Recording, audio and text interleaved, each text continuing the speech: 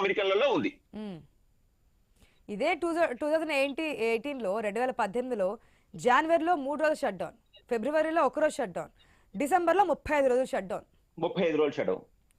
So 2018లోనే 2018లోని 3 సార్లు కూడా shut డౌన్కి గల కారణాలు ఇవన్నీ చూస్తూ ఉంటే కనుక ఎంతో కొంత 1 రోజు 2 రోజులు తెలిపితే పర్లేదు, కానీ ఇప్పుడున్న పరిస్థితుల్లో ఎన్ని రోజులైనా సరే మేము ఇదే వైఖరితో ఉంటామంటే ఎటువంటి కండిషన్ అనేది? ఒక నిమిషం నరసింహరావు గారు. జయరామ్ గారు గుడ్ ఈవినింగ్ అండి, నా ఆడియో వినిపిస్తుంది sir? Yeah, very good evening Asha garu. Jayaram గారు ఏంటి అంటే నెక్స్ట్ ఏంటి, వాట్ నెక్స్ట్ అంటే ఏ విధంగా ఉండొచ్చు అనుకోవచ్చు? అటు అమెరికా విషయంలో కావచ్చు, అమెరికా ఎఫెక్ట్ ఇండియా మీద ఎంత ఉంటుంది అనుకోవచ్చు? మీకు ప్యానెల్లో ఉన్న మిత్రులకు ఐ న్యూస్ ప్రేక్షకులకు నమస్కారాలండి. ఇక్కడ ట్రంప్ విషయం లోపల ఎట్లుంటుందంటే ఆడ కత్తర్లో చెక్కిన పోక చెక్కలాగా ఉంది ట్రంప్ విషయం. తను ఏదైతే బిహేవ్ చేస్తున్నాడో, ఏదైతే గాంభీర్యం ప్రవర్తిస్తున్నాడో, లేదు నేనే బాస్ అనుకుంటున్నాడో, లేదనుకుంటే అగ్రరాజ్యానికి ప్రెసిడెంట్ అయినంత మాత్రం అందరూ జీవుజర్ అని అనుకుంటారు అని అనుకుంటున్నాడో. సో ఇదన్నీ తను ఒకవైపు నాణానికి ఒకవైపున ఉండే అంశాలన్నీ ప్లాన్ చేసుకొని ఇంకోవైపు బిజినెస్ యాక్టివిటీని మొత్తము ఇతర దేశాలది ప్లస్ తన దేశాన్ని స్పాయిల్ చేసుకుంటూ వస్తుంటే మీకు ఈ 2 విషయాలలో, ఒకటి పౌర సంబంధాలు, రాజకీయ నాయకుడుగా, ఈ 2 విషయాలలో ఆయన ఫెయిల్యూర్ అయ్యారు. ఆ 2 విషయాల్లో ఆయన చిక్కుకొని ఇప్పుడు ఇబ్బంది పడుతున్నారు. పౌర సంబంధాలైనా అమెరికన్స్ తో మంచి సంబంధాలు ఉన్నాయంటే, అమెరికన్స్ గెలిచిన తర్వాత విత్ ఇన్ షార్ట్ టైం లోపల అమెరికా చరిత్రలోనే ఈ ప్రెసిడెంట్ మాకు పనికిరాడు, ఈజ్ ద రైట్ పర్సన్ కాదు, ఈయన మాకు అవసరం లేదు అనే దాన్ని గొగ్గోళ్ళు పెట్టేసి రోడ్లను మొత్తం ఆక్యుపై చేసేసి ఏ ఓట్లయితే వేసారో, ఎవరైతే India first, made in India America first, made in America, America great అన్న ట్రంప్ ఈరోజు అమెరికాలో ఉన్న పౌరులు ఆయన అసహించుకునే స్థితికి వచ్చేసి రోడ్ల మీద కొంత ఇబ్బందులు పడిన విషయాన్ని మనకు కళ్ళ ముందు. అంటే ఇది పౌర సంబంధాలు, ఆయనతో ఇప్పుడు సంబంధాలను లేవు అనేది మనకు చాలా క్లియర్ గా కనిపిస్తున్నది. నెక్స్ట్ రాజకీయ నాయకుడిగా అనేదానికంటే ఆయన ఒక బిజినెస్ మ్యాన్ లాగానే బిహేవ్ చేస్తున్నాడు. అంటే ఒక రియల్టర్ ఏదైతే ఉన్నాడో, రియల్టర్ ఒక దగ్గరికి వచ్చేసి ఓపెన్ ప్లేస్ లో కూర్చొని ఆయన ఏం చెప్తాడంటే, ఇక్కడ 5 స్టార్ హోటల్ వస్తుంది, ఇక్కడ పెద్ద హాస్పిటల్ వస్తుంది, ఇక్కడ ఎయిర్పోర్ట్ వస్తుంది, ఇక్కడ రైల్వే బస్ స్టాండ్ వస్తుంది, ఈ మధ్యలో మీ ప్లాట్ ఉంటుంది, ఇది మీరు కొనుక్కున్నట్టు అయితే ఈరోజు 100కు ₹1,00,000 వస్తాయి అనే దాన్ని మాటలు చెప్తుంటారు. అది నిజాలు అబద్ధాలు అనే దాన్ని కూడా అయితే ఈ నోరు చేస్తే కదా, ఈయన కూడా అలాంటి మాటలే చెప్తున్నారు, అలాంటి మాటలే అమెరికన్స్ కు చెప్పారు. ఇప్పుడు అమెరికన్స్ కూడా ఈయనను అసహించుకునే పరిస్థితికి వచ్చారు. సో ఇప్పుడు ఒక పొలిటీషియన్ గా ఈయన పనికి రావటం లేదు. అంటే ఈయన మీద ఎప్పుడు కూడా ఈయన మనస్తత్వానికి బిజినెస్ యాక్టివిటీ, ఒక బిజినెస్ మ్యాన్ గానే ఈయన మెంటాలిటీ డామినేట్ చేస్తుంది. దాంతో మీకు నేను బిజినెస్ మ్యాన్ అని ఎందుకు చెప్తున్నానంటే, మీకు ఇంకో ఎగ్జాంపుల్ కూడా ఇస్తాను. ఉక్రెయిన్ దేశానికి సంబంధించిన అంశాల లోపల అక్కడ నిక్షేపాలు ఏవైతే తనకు కావాలనుకున్నాడో ఆ నిక్షేపాల కోసము డిస్కస్ చేస్తే వాళ్ళు బహిరంగంగానే తిరస్కరించారు. తిరస్కరించిన తర్వాత వాళ్ళతోని గొడవ పెట్టుకోవడం, వైట్ హౌస్ పిలవడము, ఆ జెలెన్స్కీని అవమానించడము, ఇదంతా బిజినెస్ లో భాగమే. ఒక రాజ్యం ఇంకొక రాజ్యంతోనే కానీ, ఒక దేశం ఇంకొక దేశం కానీ చర్చలు కాదు, ఇది బిజినెస్ లో భాగంగానే మాట్లాడాడు. దాన్ని వాళ్ళు బహిరంగంగానే తిరస్కరించారు.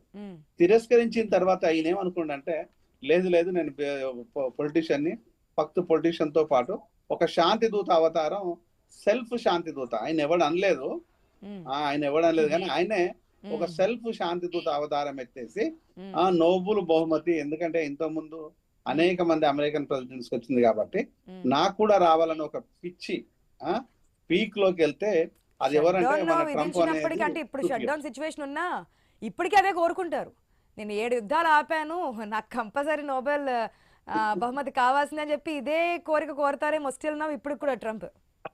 అదే ఇప్పుడు ఆ షట్ డౌన్ లో కూడా ఆయన నోబెల్ బహుమతి ఎక్స్పెక్ట్ చేసేంత గొప్ప మైండ్ సెట్ ఉన్నారు. అంటే ఈ రోజు ఆయనకు ఆ పీక్ లో ఉన్నాడు.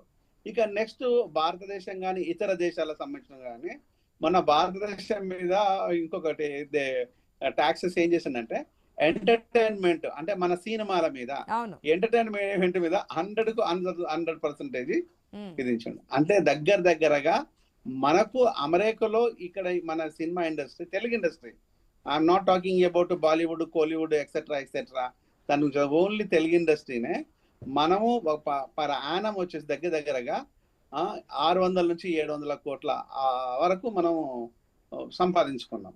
సో అది మనం క్లెయిమ్ చేసుకోగలిగాం. సో రానున్న రోజుల్లో 1000 కోట్ల వరకు కూడా మన ఒక టార్గెట్ ఉంది.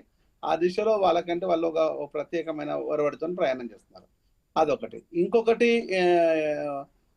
ఇదే తెలుగు వాళ్ళకు సంబంధించిన అంశాల లోపల ప్రాన్స్ కు మనది అడ్డా, ఈ ఈస్ట్ వెస్ట్ గోదావరిలో ప్రాన్స్ గడ్డ మనకు దగ్గరగా 40,000 కోట్ల రూపాయల ఎగుమతులు మనం చేస్తుంటాము.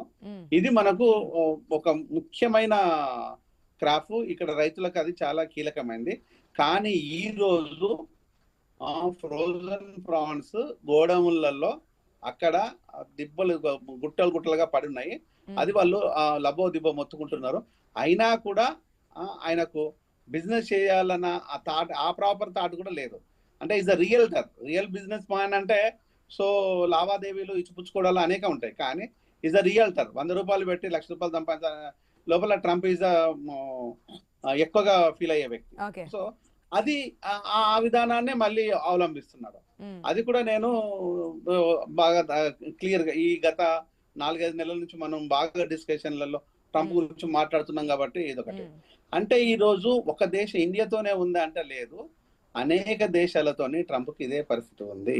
అంటే ఇంత కర్కోశంగా, ఇంత అథెంటికేషన్ లేకుండా, ఏమాత్రము సింపతి కానీ బిజినెస్ యాక్టివిటీ లేకుండా ఒక డామినేషన్ పద్ధతిలో ఉంటే, ఈయన అద్దం ముందు నించుంటే ఇంకో అద్దంలో కనిపించే ట్రంప్ అంటాడు, అరే ఏందన్నా నీకు ఎట్లా వస్తుంది, నువ్వు ఇంత మోసం చేస్తుంటే నీకు నోబెల్ బహుమతి ఇస్తే ప్రపంచం సిగ్గుపడాల్సి ఆయన దేశాలు వ్యతిరేకించినా, దేశాలు వద్దన్నా, మిగిలిన దేశాలు ఖండించినా మాకు నోబెల్ ప్రైజ్ కావాల్సిందే అంటారు ట్రంప్. దేంట్లోనే ఇప్పుడు ఒకవేళ షట్ డౌన్ విధించినందుకు కూడా నాకు నోబెల్ కావాలంటారేమో, అది అన్నా సరే ఆశ్చర్యపోయిన అవసరం లేదు జయరాం గారు.